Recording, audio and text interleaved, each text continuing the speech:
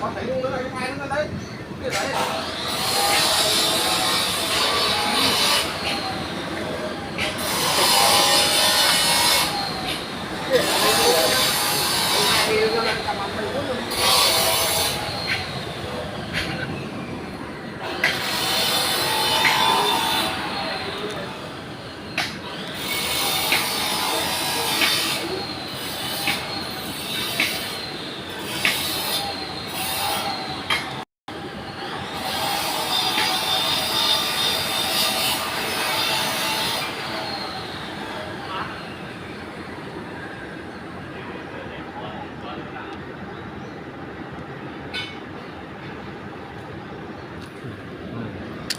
Chúc.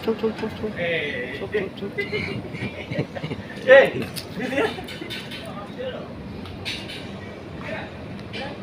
Gì anh? Chú áng chiết đó nó áng quá. Nè, tôi thấy à.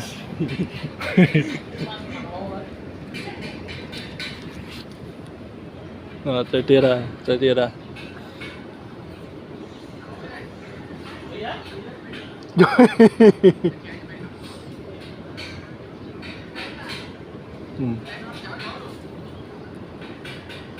Ngày nay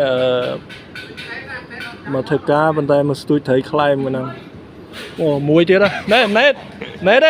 Nét muối tiết tròn dạ thom tiết à. Này trong hơi này nè tôi